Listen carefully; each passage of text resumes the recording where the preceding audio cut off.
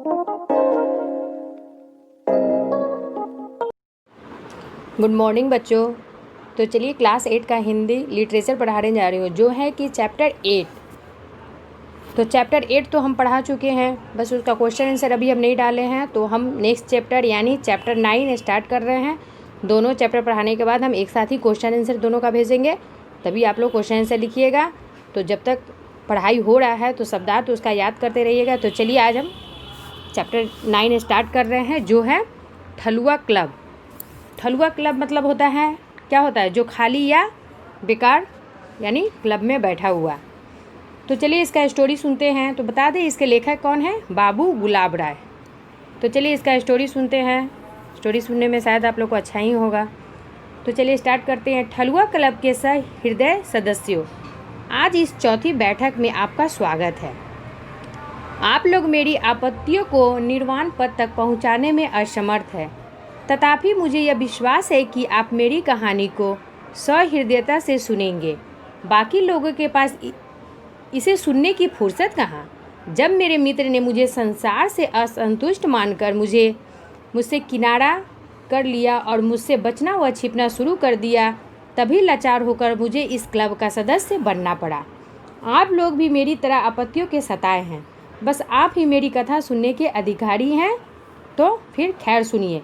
तो यहाँ पे बोला जा रहा है, यानी खाली समय में जो हृदय मतलब सदस्यों को बोल रहा है कि आज इस चौथी बैठक में क्या है, आपका स्वागत है।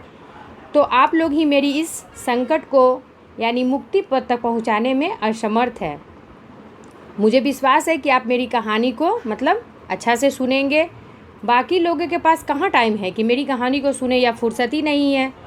जब मेरे मित्र ने संतुष्ट मानकर मुझसे जब किनारा हमको साइड कर दिया, तो उससे बचना व छिपना क्या हो गया, तभी लाचार होकर उस क्लब का मतलब यानी इस क्लब का सदस्य हमको बनना पड़ा। तो आप मेरी ही कथा को सुनिए, बोला इस कथा को आप सुनिए। तो सुनिए, जब मैं पढ़ता था तब मेरी अलौकिक प्रतिभा को देखकर मेरे अध्यापक मेरे भविष्य का दमकता दृश्य देखा करते थे। जब वो 9वीं कक्षा में पढ़ता था तो उसका क्या होता था, योग्यता को देखकर उसके अध्यापक जो हैं उसके भविष्य का क्या करते थे, दृश्य को दिखाया करते थे और बोलते थे, होनहार वीरवान के होत चिकने पात। तो जैसे कहावत है, जैसे लोकबुद्धियों से मेरे माता पिता का मनोरंजन करते थे, शायद उन्हीं चिकनी पातों के कारण आज हुई सफलता मेरे पास से फिसल जाती थी। कभी भी सफलता आता तो क्या होता था, संभव नहीं होता था, वो फिसल जाता था। मैं भी उन लोगों की प्रशंसा से फूलकर कुप्पा हो जाता था और सेक चिली के से मंसूबे गांठा करता था। गरीब होने पर मैं भी विलायत जाकर IAS पास करने का स्वप्न देखता था। गरीब था लेकिन ऊंचा सोच था कि हम भी विलायत जाकर कोई ICS पास करेंगे। स्वप्न देखा था, सपना देखता था कि मैं भी पढ़ूंगा। मैं पढ़ा था कि अपना लक्ष्य हमेशा ऊंचा रखो, जो सदा आकाश की ओर निहार लगाए रहता था। तो उसका क्या लक्ष्य था कि हमेशा ऊंचा रखो, यानी आकाश की तरह देखो कि हमको भी ऊंचा बनना है। मैं 9वीं कक्षा से ही बहुत से संपन्न कुबेरों को लंबे चौड़े पत्र लिखकर सरकार के पोस्ट विभाग को बड़ा लाभ पहुंचाया करता था। मैंने फ्रॉड कार कंपनी के मालिक को भी पत्र लिखा। मतलब 9वीं कक्षा में जब वो पढ़ता था तो बहुतों को क्या करता था, लंबे चौड़े यानी पत्र लिखकर पोस्ट विभाग को भेजा करता था। फ्रॉड कंपनी के मालिक को भी पत्र लिखता था, जिससे कुछ होना जाना नहीं है। उससे अमेरिका की भर कर तारीफ करते हुए सहायता मांगी, पर कुछ न हुआ। अब फ्रॉड को पत्र लिख रहे हैं तो उससे हमको कुछ हासिल तो होने वाला नहीं था। 3 महीने बाद यही उत्तर मिला, हमारी तुम्हारी महत्वाकांक्षा से पूर्ण सहानुभूति है। तुम्हारे ही देश में शिक्षा के उत्तमोत्तम साधन है, उनसे लाभ उठाओ। बोला तुम्हारे देश में ही शिक्षा का साधन है, तुम उनसे ही लाभ उठाओ। ऐसे ही उत्तर और स्थानों से भी मिले मेरी कोर सहानुभूति से क्या होता है। जैसे जैसे 1 वर्ष फेल होने के बाद मैंने मैट्रिक पास किया, MA के भी 2 साल कटे, निरीक्षकों के नोट भी मंगाए। मतलब ऐसे जब 1 वर्ष बीता, 1 वर्ष के फेल होने के बाद मैट्रिक में जब पास किया तो MA के भी 2 साल उसका कट गया और जांच के द्वारा नोट भी मंगवाए, स्मरण शक्ति वर्धक चूरन भी खाए। सरस्वती मंत्र का जाप भी किया, पर परिणाम में मेरा नाम कहीं नहीं था। आजकल ऐसे दोबारा पर्चे जांचने की प्रथा तब तक होती है शायद मेरा मनोरथ पूरा होता। तो बोला कि बहुत सारा चीज़ हम किए लेकिन हम कहीं भी सफल नहीं हुए, और दोबारा पर्चे मांगने का क्या मतलब, रीति रिवाज जब होती थी तब ये मेरा मनोरथ, शायद मेरा मनोरथ पूरा होता। कई बार परीक्षा भी दी, पिताजी ने शिक्षा बरसाने में असमर्थ दिखा दी।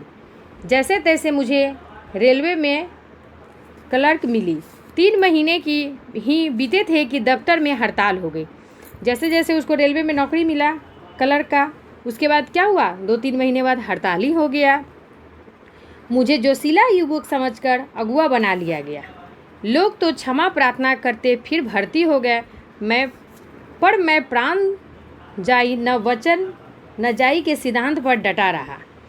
मतलब लोग उसके बाद हमको क्या बना लिए, वहाँ पर अगुआ बना लिए। तो क्षमा प्रार्थना करके फिर भर्ती हो गए और बोलने लगे।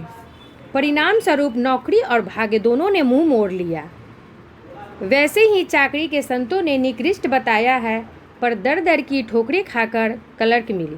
मतलब इतना सारा ठोकर खाया, उसके बाद हमको वो नौकरी मिला।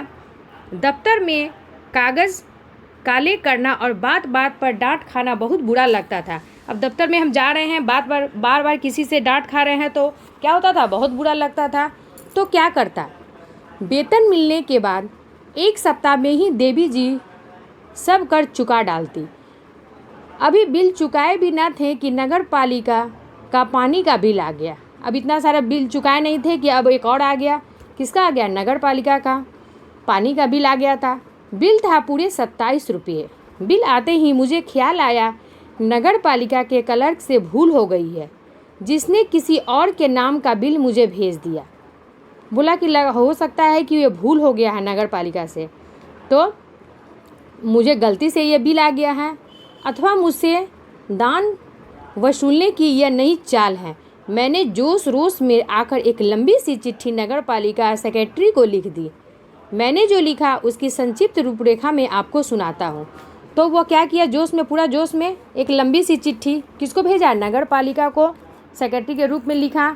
और देखिए ये क्या लेटर लिखता है, महाशय मुझे अत्यंत खेद के साथ लिखना पड़ रहा है कि आपके कार्यालय में घोर अन्याय हो रहा है।